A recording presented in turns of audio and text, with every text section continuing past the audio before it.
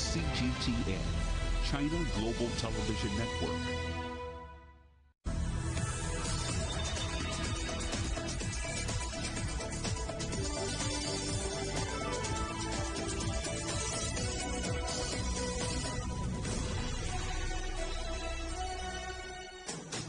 Live from London, this is Global Business.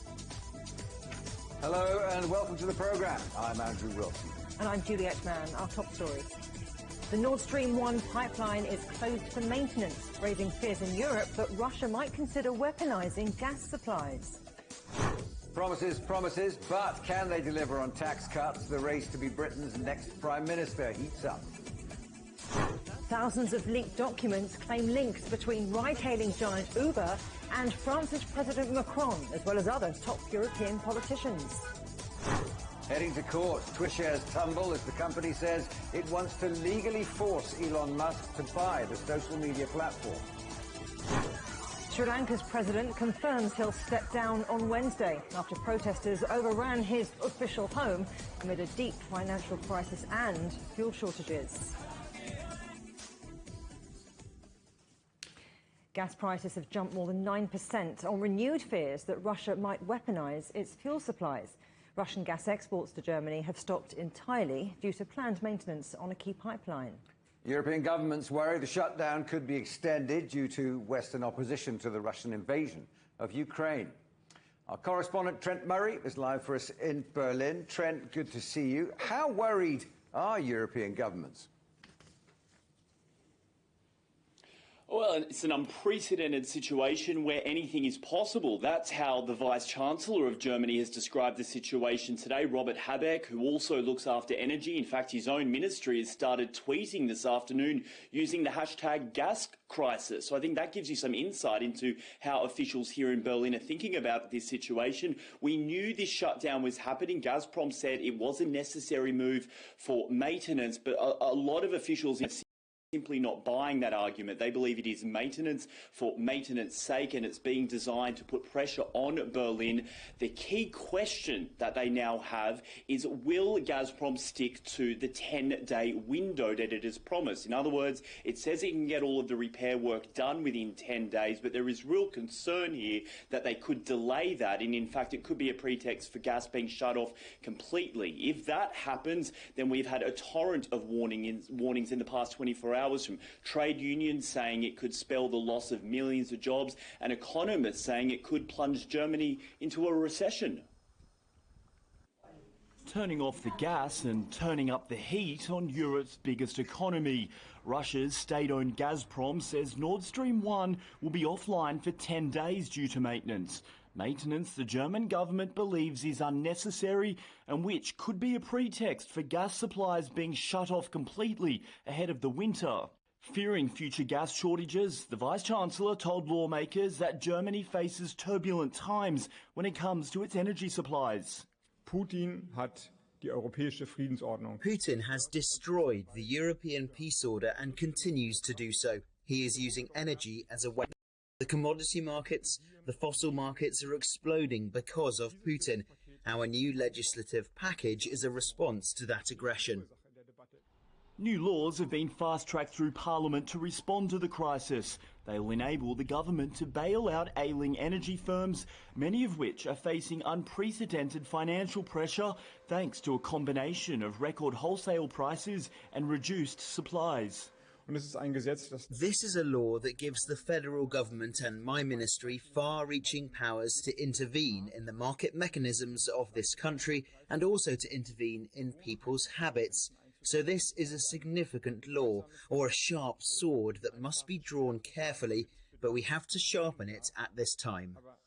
The laws have been designed to help rescue companies who are facing financial collapse, with taxpayer-funded credit lines being prepared to be given to stricken firms in exchange for the federal government becoming a shareholder. It's a similar model that was used at the beginning of the COVID-19 pandemic, when Berlin took part ownership of Lufthansa in exchange for an emergency cash injection to keep the flag carrier flying. Moscow's decision to slow supplies ratchets up pressure on Berlin, with lawmakers instructing gas companies to fill their storage tanks to at least 90% ahead of the winter. Right now, the levels are sitting at just over 60%, and the country's biggest gas importer, Uniper, now finds itself so cash-strapped it's had to request a $2 billion government bailout. The government has previously warned that if a company as big as Uniper were to collapse, it could create a, quote, Lehman Brothers domino effect across the sector. Chancellor Olaf Scholz taking to social media over the weekend to explain the predicament to citizens. These days we are concerned about the security of our energy supply. It will be like this for the next few weeks, months and even years. We have now made many decisions that should help us prepare for gas shortages. We are building pipelines and liquid gas terminals. We are ensuring that gas is stored in our gas storage tanks, and we are ensuring that coal-fired power plants are now used to help us save gas. As officials work to shore up gas supplies ahead of the winter, there's also a renewed push towards renewables. The government has proposed to put 2% of Germany's surface area aside, specially for wind turbines. The goal? For renewables to supply 80% of Germany's energy needs by the year 2030. Well, clearly plenty of concerns in Berlin about the coming winter. What more can you tell us, Trent, about contingency plans? Well, right now, the priority for the population, according to the government, is to conserve as much energy as possible. And that is because electricity, which is being generated using gas, is being deprioritised so that gas can instead be put into storage, like we spoke about in the story. And so what we are now seeing is tips coming from the government to people, things like using cold water in the laundry, taking shorter showers and avoiding turning the air conditioning on over the summer. But the other big question over all of this is, if the gas doesn't come back on, well then where do you get your electricity from? And on this front, Germany really doesn't have many good options because it doesn't have LNG infrastructure. It's shut down most of its nuclear power plants, and that really now only leaves kind of dirty coal-fired power plants, many of which had been mothballed, now being essentially brought back online in case they're needed to help the grid run. But the big question, as you say, is once arrives, that is when the gas is really needed. It's used to heat homes and also to power industry. If there is a major shortage of supplies, then the government has said a discussion around rationing will have to take place. It's a conversation no government will ever want to have to make, and it's one Germany might have to, essentially having to decide when it's very cold who gets gas and who doesn't. Trent, thanks very much indeed. Trent Murray there in Berlin for us. As the UK is hit by an unusually fierce heat wave, so the race to become the country's next Prime Minister is hotting up. So far, 11 candidates have thrown their hats into the ring, the latest big name being Foreign Secretary Liz Truss, who's pledged to start cutting taxes from day one. More candidates may emerge, and senior party officials are considering changing the rules of the leadership contest in a bid to speed up the process. Well, Naweed Jabakal's here in the studio for us. Naweed, 11 names so far, possibly more. I mean, that's a pretty crowded field. Yeah, that's right. And I think the one fundamental issue that many of these 11 candidates face is that they mostly were serving ministers or until last week, when some of them resigned in Boris Johnson's government. So for the past couple of years, essentially, they've been backing what Boris Johnson's direction for the country has been.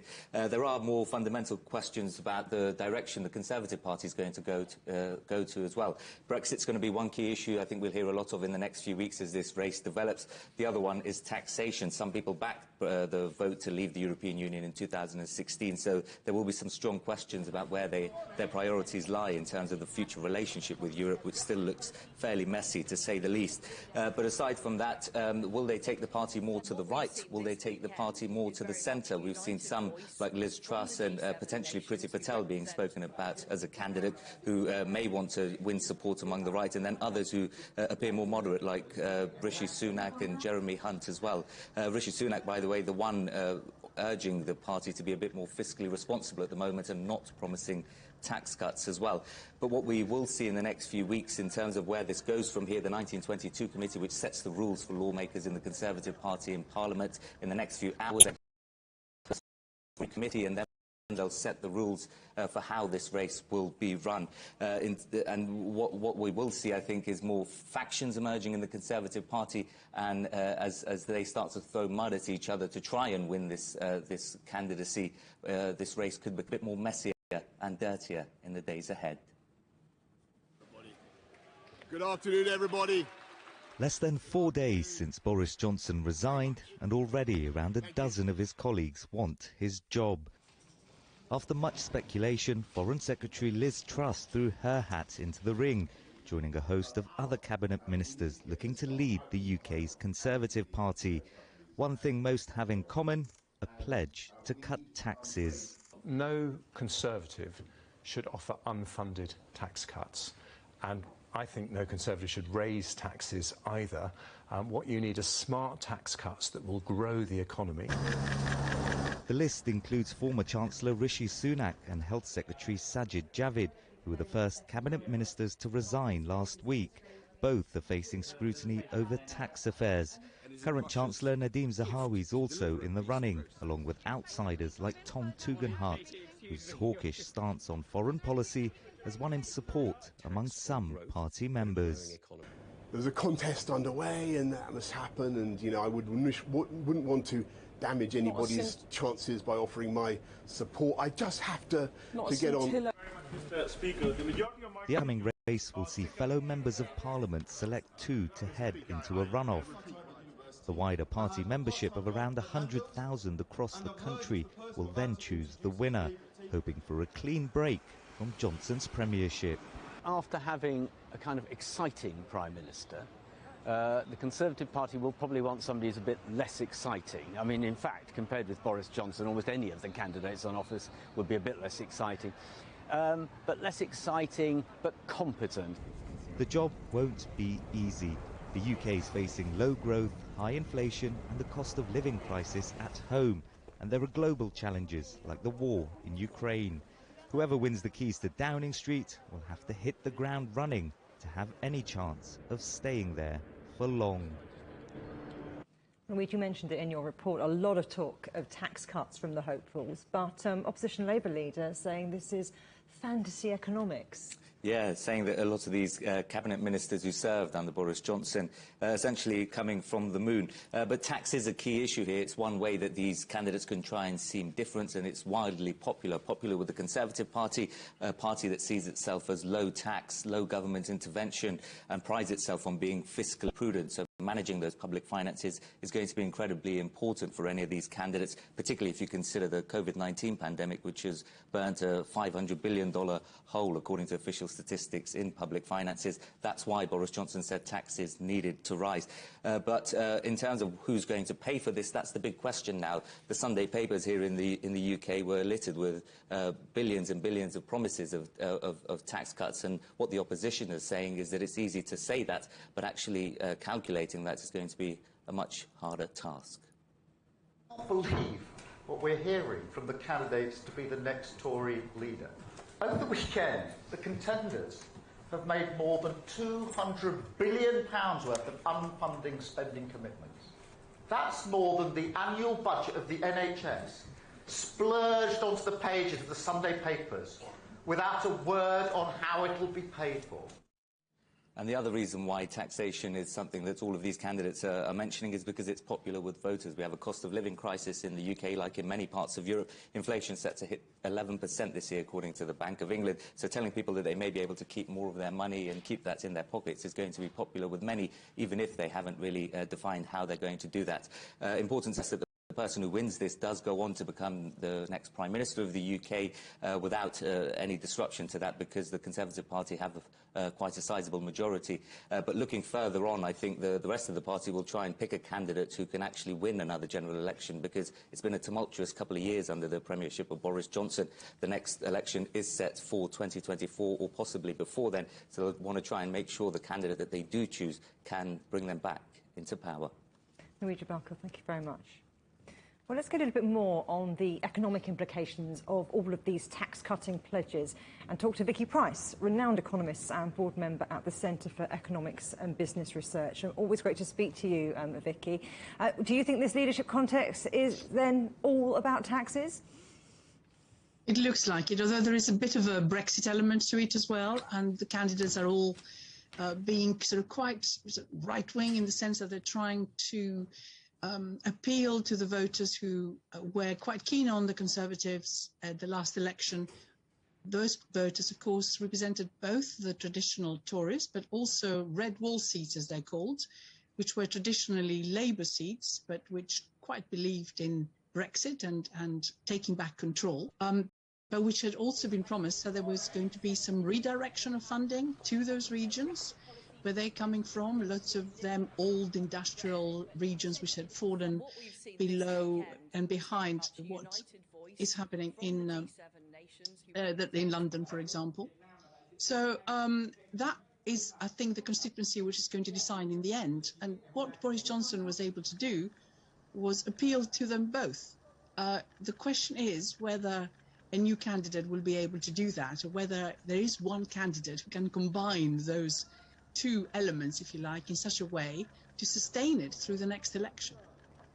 The other thing I'm thinking about, Vicky, is that the Johnson administration wasn't really considered particularly business-friendly. Who's coming off the strongest in this race from the money point of view?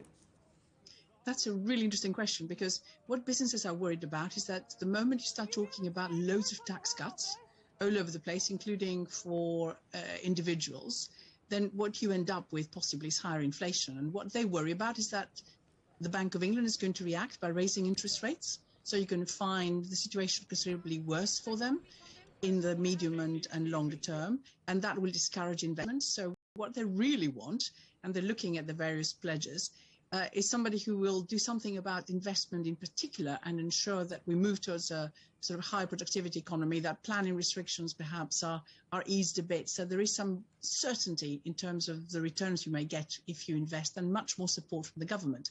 So the one who's probably coming closest to that is Jeremy Hunt, who is talking very much along those lines. In other words, not as conservative, if you like, in terms of not wanting tax cuts for the moment as Rishi Sunak, but one who says anything we do has to really go for business rather than the individuals. And I think that's probably where businesses are. Inflation, well, last year we were talking about it as being transitory, but it does seem that it's going to be here to stay, and it's inching ever higher. I mean, which policies do you think resonate the most while the UK struggles with the rising cost of living, soaring inflation, and all those other squeezes? Well, I mean, the truth is that there is a big issue, there is a big crisis and needs to be dealt with. There is no doubt about that. So the last thing you want, if you're just looking at everything they have to offer, is that this decision for whoever it is who takes over happens quickly, because you can't have this type of economic paralysis.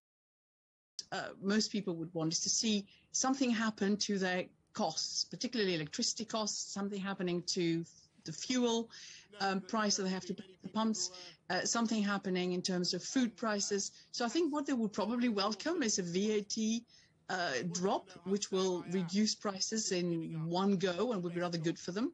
I don't think it's been articulated particularly by any of the candidates, but I think it is the cost of living issue which is affecting people most. Not necessarily having tax cuts right now, but seeing those prices not rise anything like as much as being feared is going to make a big difference, but it's also going to make a difference to inflationary expectations and therefore what people ask in terms of wages. So businesses would probably welcome that as well, although they would be concerned about how exactly that is funded. So having clear funding proposals, which, if you like, the MPs but also businesses believe will stand up to scrutiny, is going to be crucial for whoever wins that election in terms of getting back the confidence of business, which is dropping very significantly, and the confidence of the individuals, where again we're seeing a substantial drop in confidence right now. Vicky Price, thank you very much. You're watching CGTN. Coming up, Uber's kill switch. Leaks claim the ride-hailing giant hid sensitive data to help its launch in Europe.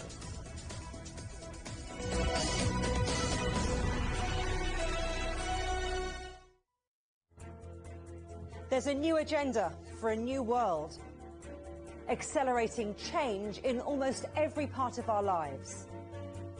It's shifting the norms of how we work, travel, and connect. How we think, interact, and develop. It's a new reality, a new agenda with me, Juliet Mann. Ever wondered what's the difference between a bear and a bull market?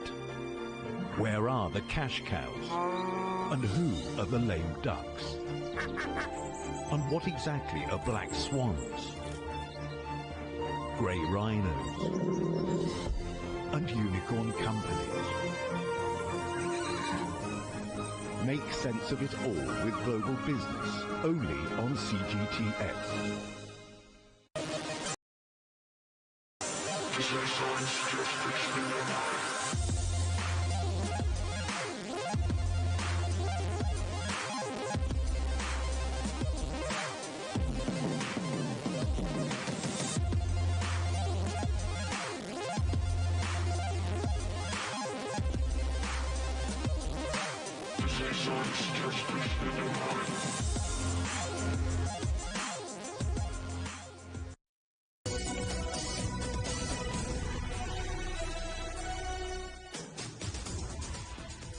Welcome back. Well, France's president is among a group of top leaders who it's claimed were lobbied by Uber ahead of the firm's push into Europe. A series of leaked documents claim that Emmanuel Macron held several meetings with representatives of the ride-hailing firm when he was economy minister in 2014. The report also claims that Uber bosses took steps to prevent sensitive data about the firm falling into the hands of European regulators. Let's go live to Paris now and join Ross Cullen. Ross, it does seem that these allegations are extremely serious. Are they as bad as they sound? Hi, Andrew. Well, Emmanuel Macron was on first-name terms with the Uber executive Travis Kalanick, the two men exchanging text messages about the possible deal that could have been brokered by Emmanuel Macron to try to help Uber enter the French market. The deal was said to have seen Uber sign up to discontinuing its Uber Pop service, unregulated ride-hailing, to be able to have its main Uber service working normally in France, a deal brokered by Emmanuel Macron when he was the economy minister and the industry minister, not the finance secretary, but still the economy secretary under President Francois Hollande in 2014. And after this, we know that Emmanuel Macron didn't actually log all of his meetings that he had with Uber's top executive in his public diary. We understand that one of the four meetings that was leaked in these files was recorded. Only one of them, three others went unrecorded. And so there has been a lot of clamour for explanations from Emmanuel Macron on this. How have the French reacted so far? Well, we have seen the government come out and say that it is completely expected, actually, and natural for an economy minister to be meeting corporate executives. That's exactly what he should have been doing. We've had a reaction from Emmanuel Macron's party leader in Parliament, Aurore Berger, and she was saying, ironically, that France is outraged, is really offended when an economy minister calls business representatives in for meetings and tries to speak to those in the corporate world. That's exactly what should have been happening. But the opposition have come out calling for an explanation, summoning President Macron, saying we want to hear from him about why he was trying to cut deals with Uber executives and ride roughshod over the French taxi sector, because there were some serious protests in 2014, Andrew. Violent protests were going on, demonstrations by cab drivers trying to block streets as well to make their voices heard. And one far-left MP has actually said he might consider trying to create a commission of inquiry in Parliament to investigate this matter further. Has Uber had anything to say so far? Uber said that it's restructured its model. It says that it understands the concerns Uber Pop at the time, so it discontinued that service, and it has totally come clean and says that it's improved its business model. It did try to show that it was a start-up company, something that was said to be very attractive to Emmanuel Macron in trying to create, in his words, a start-up country, because he wanted to try to replicate what is seen as the agility, Andrew, of these groups, these companies such as Uber and other disruptors like Airbnb, food delivery companies as well, perhaps like Just Eat or Deliveroo. The agility that those companies represent is what Emmanuel Macron found attractive, trying to deregulate parts of France's often cumbersome labour market. So that is what really attracted him to the idea. But it does seem that there have been some undisclosed meetings and perhaps even secret deals taking place in the backrooms of the economy ministry when he was the economy minister in 2014, just 3 years before he would win his first term in office as France's president. Ross, good to talk to you. Ross Cullen there in Paris for us. London's Heathrow Airport has cancelled more than 60 flights at short notice and has warned it may insist airlines act more. The disruption is expected to last throughout the peak summer season as Britain's busiest airport struggles to cope with an exponential rebound in passenger numbers after the pandemic. Heathrow has apologised but insists passengers affected by long queues, delays and lost luggage are getting a good level of service. We may soon see a euro that equals a dollar. The greenback surged against other major currencies on Monday as traders pondered the recession risk in Europe, the prospect of further interest rate rises in the US, and the financial havoc of high inflation. Stock markets, European bourses were trading lower following falls in China driven by new COVID-19 restrictions. Shares in Chinese tech stocks Alibaba and Tencent fell sharply after both were fined by regulators for not properly reporting past transactions. E-commerce giant Alibaba's shares in Hong Kong fell 5.8%, while gaming and social media company Tencent holdings sank 4.2%, dragging down the overall Hang Seng index some 2.7%. Twitter shares have tumbled more than 5% after Elon Musk triggered a legal battle by walking away from his $44 billion offer to buy the company. Our correspondent John Terrett's following the story on Wall Street. John, oh my goodness, this saga is pretty exciting, isn't it? This merger's turned a bit sour, appears to be heading to the courts. Go on, talk us through it. I know it's your favourite subject. I know. Well, it's become my favourite subject, hasn't it? And a favourite on this programme, Andrew and Juliet. It really has. Look, I was live on the air last Friday in the 21G version of this programme to Washington, D.C., and I got a tip-off to say that Musk had flown into Sun Valley, Idaho, which is in the northwest of the country, where the billionaires go at this time of year for a bit of a junket. And I said so on the air. By the time I came off the air, it had become clear that the deal was all off. So they must have moved very, very quickly from the moment of touching down in Sun Valley, Idaho. The problem is robots or bots. You can't advertise to robots, and it's a thing for Elon Musk. And the problem is Twitter says, look, we reckon there's about 5% of robotic activity on our site. And Elon Musk is going, I think it's a lot more than that. I'm sorry, and I want you to give me all the details. Now, the thing is, we understand, and Twitter has already said, I think, that he did do his due diligence on all of this when he made that $44 billion offer a couple of months ago for the company, which he said then was a final offer.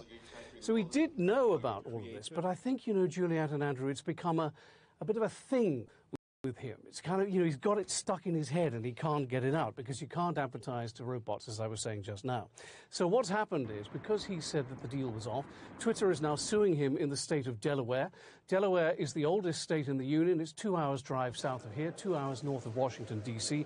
They are assembling some of the biggest hotshot corporate lawyers in the country. And what's going to happen is either a judge is going to rule and will say one of three things. Either, Mr. Musk, you must buy Twitter, or you can walk away, or you can pay a $1 billion fine. Whatever happens, though, Juliet and Andrew, it's going to be expensive, it's going to be lengthy, it's going to be very, very newsworthy. And I have to say two things. First of all, here at the Stock Exchange, most people seem to think that Twitter will remain as a public company. About 80% of them think that. And the other thing is that most people seem to think that Twitter is in the right here, that they have the upper hand. So we'll see how it all plays out. But, I mean, you got to hand it to this man. He's never far from the headlines, is he, Elon Musk? He's not far from the headlights, and I can't help thinking, you know, but, John, is this just him bargaining? Yes. Oh, how cynical of you, Juliet. Yes, I think it is. I think it is. Look, he's put this tweet out now. I'm going to read it, okay? He said, "They said I couldn't buy Twitter. Then they wouldn't disclose bot information, that's robot information. Now they want to force me to buy Twitter in court. Now they have to disclose bot information in court." Look, the problem is the world's richest man is only rich on paper, like a lot of us, you know. We're okay on paper. We don't have the free cash. And that is the problem that he's facing here. To buy Twitter, he's going to have to sell Tesla shares and maybe SpaceX shares. He doesn't want to do that. The banks are a bit ambivalent because of everything that we're discussing right now. You know, they're on board with him up to a point, but I think not totally. They're a little bit hesitant, to say the least. And the thing is that he did that final offer of $44 billion. It's definitely he's paying too much. He's been told that. No question about that. You're paying too much, mate. You've got to get it down. Because of the tech stock slump that we've seen in recent weeks and because of the advertising slump that is going on, I think it is very possible that Twitter will say, look, just make us an offer. For goodness sake, make us an offer, and we'll probably accept it. That's a possibility. I also think, though, it's going to drag on in court potentially. We'll have to see what the outcome is. It will be a feather in his cap if he can buy it. It will also be a political headache because he's going to be left and right forevermore. Tesla shares at the moment down 6%, and Twitter shares pretty hammered at the moment, down 9%. So we'll see how it all plays out. We certainly will. John Terrett, great to speak to you. John Terrett in New York. Still to come, football's failed European Super League takes its case for a breakaway competition to Europe's highest court. We'll have the latest.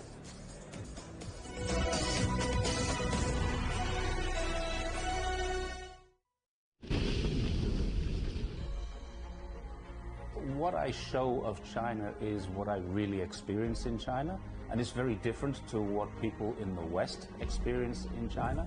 70 years ago, a small group of British businessmen travelled to China to unlock opportunities between the two countries. They became known as the icebreakers. I think it's fantastically important to educate British people about Chinese history and culture. We have sown seeds which in China have grown to very big trees.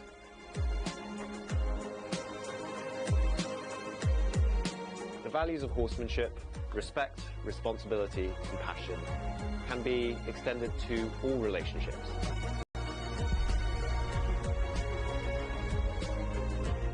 My name is Max. I'm a food blogger. I grew up in China. Now I live in the UK. We deserve respect, and the Chinese people with their own culture also deserve respect. For cross-cultural understanding, I think food is a really good place to start. I hope to spread awareness of all the different cultures within China. I think there's a lot to share. To increase understanding between cultures, I think time and patience is of course important, but the most important thing is responsibility.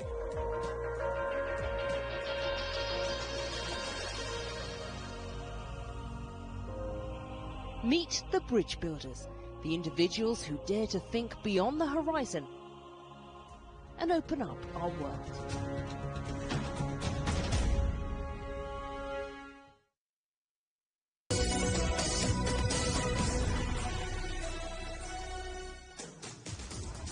Welcome back to Global Business Europe with Andrew Wilson and me, Juliet Mann. The headlines again. The Nord Stream 1 pipeline is closed for maintenance, raising fears in Europe that Russia might consider weaponizing gas supplies.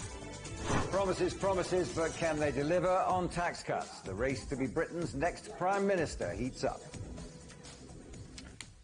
Sri Lanka's President, Gotabaya Rajapaksa, has confirmed he will resign on Wednesday. The announcement from the Prime Minister's office comes after protesters overran the official homes of both the President and the Prime Minister, demanding they step down. It follows weeks of protests as Sri Lanka deals with a deep financial crisis and shortages of fuel, medicine and food. The whereabouts of President Rajapaksa is not known, but there are reports he's on a Sri Lankan naval vessel. Well, for more, let's talk now to Rohan Samarajiva, chair of the think tank Learn Asia in Colombo, Sri Lanka. Thanks very much indeed for joining us, Mr. Samarjiva. Tell me, first of all, how bad do you think this can get? Well, this could get in the scale of Lebanon. It's a pretty drastic crisis. I mean, it seems that you're getting close to a complete chaos in the streets with runaway inflation, nobody feeling that they've got any leadership, and the streets, there could be civil disturbance fairly soon, do you not think? No, the streets are actually quite calm, contrary to what some news reports say. There have been about 100 people admitted to the hospital. 2 reports of deaths not confirmed, so I'm not even claiming that. Not too much property damage, except for the Prime Minister's house being burnt. But the larger problem is the economy has basically stopped functioning. The roads are empty, there are no fuel for vehicles, exports are getting affected, supply chains are breaking. Things are pretty bad. Well, you mentioned Lebanon as a possible scenario for Sri Lanka now. Can you see a point where things make a turn, where things start to get better again? Well, as someone who returned to Sri Lanka from the United States, I have to live in hope. The issue is the political class seems to have difficulty in grasping the problem and the need to come up with novel solutions. They seem to be going with the same old formula that got us in this hole in the first place. Spending too much, promising too much, not taxing enough, and not engaging in any hard reforms. So would you say this is more a failure of leadership or an example for other emerging markets of what can go wrong when economies that are trying to build from a fairly low level encounter the difficulties we're seeing post-pandemic across the world? No. This is clearly an issue of leadership. It's of governments, government. I mean, different political parties. We've changed our rulers frequently, but we've always spent more than we earn. We've had a primary balance only maybe 3 or 4 years after 74 years of independence. We have not exported enough. We have not diversified our exports enough. We have been very conservative in terms of allowing foreign investment in. We have spent money on unjustified large infrastructures that pleased various politicians. And we haven't taxed enough. We have one of the lowest tax rates in the world. And lastly, the thing that really tipped us over the edge was that, say, around 2001, we had about 3-4% commercial debt. By about 2019, we had about 50% commercial debt. Now, commercial debt means that you're subject to the rating agencies' judgments. And we were not managing our economy in a way that the rating agencies approved. And we didn't modify our behavior. We got shut out of the commercial debt markets, and we are in this hole that we are now in. Well, here's hoping that things improve. Rohan Samarajiva, thanks very much indeed for joining us today. Thank you. 3 people have been killed and more than 30 wounded as Russian shells hit Ukraine's second biggest city, Kharkiv. A residential block came under fire in the attack, which happened in the early hours of Monday. A second strike a short time later hit commercial premises. 2 children are reported to be among the wounded. The attacks happened in areas which the city's mayor has described as being of no military significance. Let's speak now to Associated Press reporter John Gambrell, who's in Lviv. Good to see you, John. What's the latest on these early morning strikes in Kharkiv? Ukrainian authorities are blaming a Russian multiple rocket launcher for this attack. They say that the rockets came in and hit private homes as well as this commercial district. Now, the latest count that we have from officials there is that 6 people in total were killed and dozens of others were wounded. As you mentioned, including children. Now, this comes, as you might remember, back in May, the Ukrainians had been able to push the Russians back away, almost over the border back into Russia. But in recent weeks, we've seen the Russians creep back forward. The shelling has resumed. It's pinning down Ukrainian forces and causing chaos in Ukraine's second largest city. And it's part of Russia's attempts to try to retake more territory in the east. And John, this all comes just after the weekend bombing of an apartment block in Donetsk, where the death toll's risen. Yes, that's correct. There was an attack over the weekend on this apartment complex in Chasiv Yar. Now, what happened, the reason why this is such a high death toll for civilians, one of the worst that we've seen in recent days, is because it happened when people were at home in their beds. The latest count that we have from authorities there, they say that 26 people were killed. Now, they're still going through the rubble, trying to find more people. They were able to pull some out alive, but hopes are fading for those who remain there. And it comes amid this sort of intensifying fire that we're seeing in the east when it comes from Russian artillery strikes. Now, I do have to say that Russia today did make a claim, an allegation, that they targeted a territorial defense location of the Ukrainians and killed, in their words, 300 soldiers. But I have to stress that Associated Press correspondents who were there at the scene saw nothing to support what Russia said. And John, what's Ukraine saying about this latest turn in the Russian campaign? We saw a very angry President Zelensky last night give an address to the nation, and he made a point to say that whomever is launching rockets or causing attacks on civilian properties, killing civilians, ultimately would face justice. You have to keep in mind that there have been several captured Russian soldiers who have gone on trial in Ukraine for war crimes, and international agencies are looking at some of these attacks, including Bucha, you may remember at the beginning of the war, looking for possible international criminal cases. Now, two things also to keep in mind about this conflict as it goes forward. One is that the Russians are increasingly using very inaccurate weaponry. These multiple rocket launchers sometimes have error rates up to hundreds of meters. That means that they could target something and then hit far wide, hitting civilian homes or other infrastructure. The other thing to keep in mind as well is that since President Putin has been in power, we have seen this Russian playbook in Chechnya, in Syria, and now in Ukraine, where the Russian military uses its missiles to pacify, terrify, and in some cases, even kill civilians in the wars they're fighting. John Gambrell, press reporter for the Associated Press in Lviv, thank you very much. Europe's top court begins hearing a case that could reshape football on the continent. 3 wealthy clubs are arguing the game's governing bodies, UEFA and FIFA, unfairly restricted them from setting up a rival competition. This comes after the Super League was launched in April of last year, before almost immediately collapsing following a backlash from fans and political leaders. Rahul Pathak has more. It's the last opportunity for 3 clubs still fighting for a European Super League. Just over a year ago, 12 attempted to form a breakaway league. It failed almost as soon as it started. Real Madrid, Barcelona and Juventus have now taken their case to the European Court of Justice in Luxembourg. They feel that European football's governing body UEFA are in breach of European competition law. Over the next 2 days, 15 judges from across the 27 member states will listen to their case. From UEFA's perspective, they believe their competition formats offer the fairest, most inclusive platform for all countries and not just for the elite clubs. It could be huge, because if they can persuade the court that under the rules, FIFA and UEFA are not allowed to prevent rival organisations setting up competitions, that could open the floodgates and have a huge impact.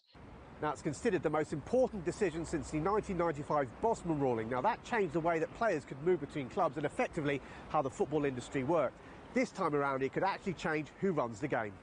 Any ruling in favour could also be met with resistance. The original format led to a huge backlash from football fans, especially in the Premier League, who felt the close competition was unfair. Both sides could now look for a compromise. I actually don't think either of them will, how shall I put it, win conclusively. I think they will both sides will be wrapped over the knuckles in one way or another And then ultimately, I think perhaps the status quo will be preserved, but UEFA may have to make adjustments to the way they operate in order to deter clubs from forming a Super League in the future. UEFA have already made changes to their Champions League format from 2024, allowing more teams to participate in the competition as they look to balance all sides. No final decision on this case is expected until next year.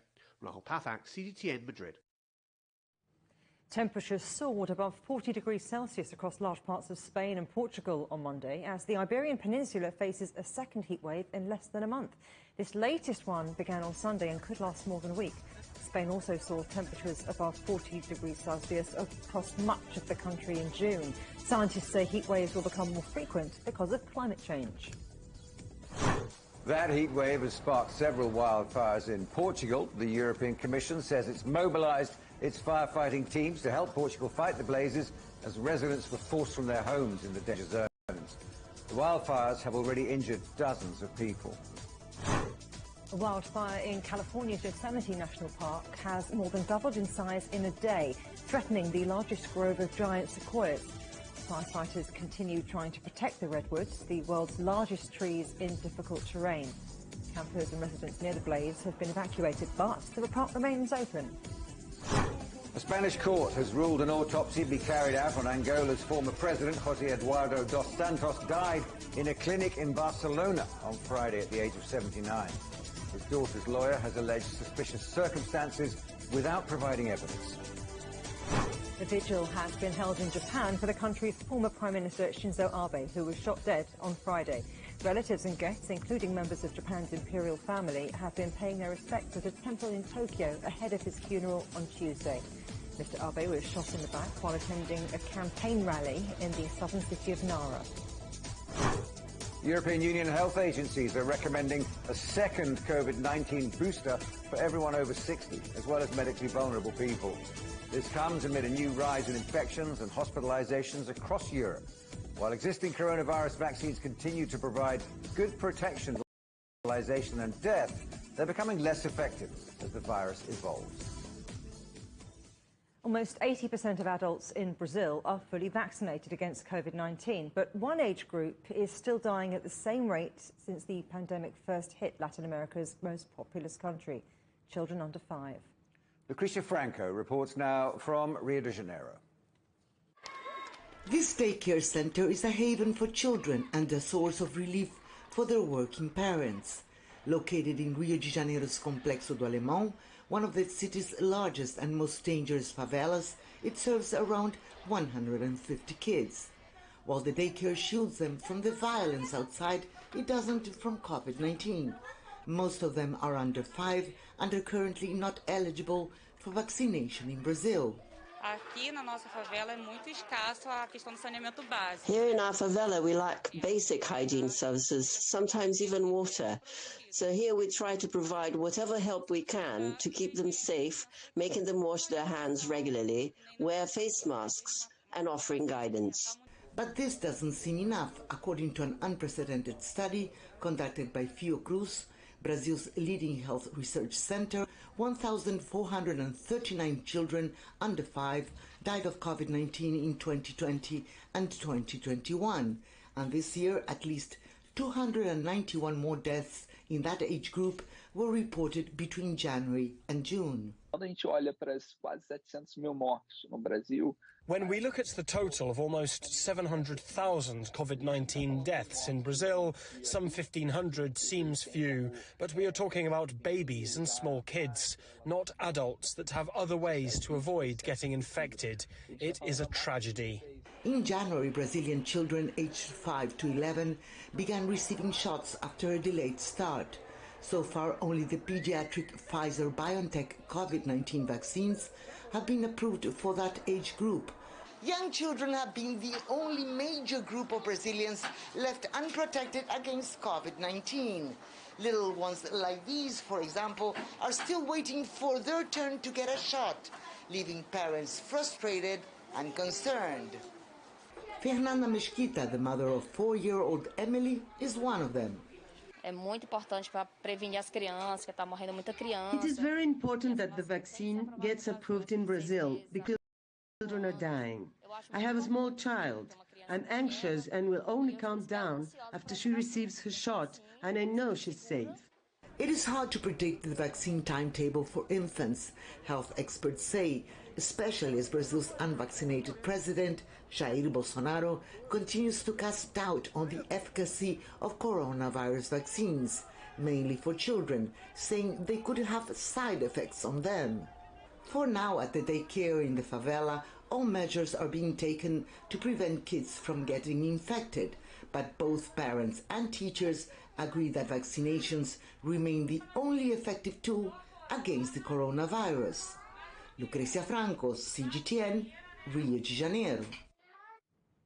Still ahead, Poland finishes the border wall with Belarus, but at what price to the local wildlife?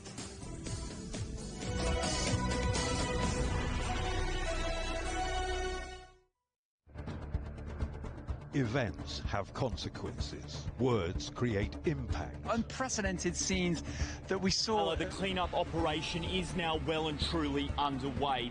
Parts of southern Europe remain in a state of emergency. Context gives meaning. People make history. Far more than 1,000 people have come here today. But authorities are still on high alert. So now we've actually become the border on this road. A complex world demands a comprehensive view. But with the cleanup efforts more or less under control, the economic impact is bound to ripple across the country.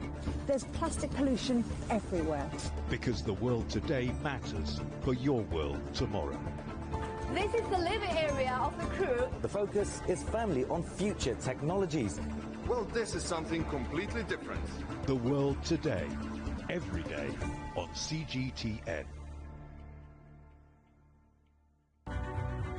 The agreement is signed. But what is the real deal now the UK has left the EU? For trade, for business, for the city, for ordinary people. Make sense of Brexit with CGTN.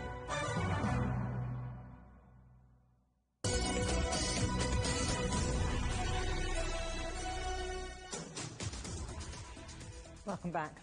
Poland has completed construction of its border wall with Belarus. It's set at keeping people out, but there are environmental consequences too.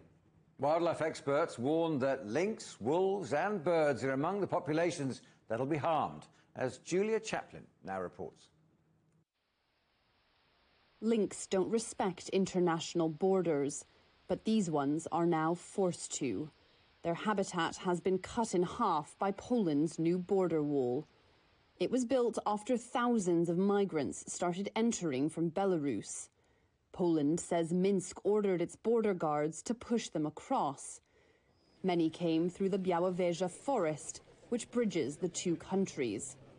Białowieża forest is one of the best preserved, I would like to say it is the best preserved forest on European lowland in the temperate climate zone. And that's because it was protected for a very, very long time.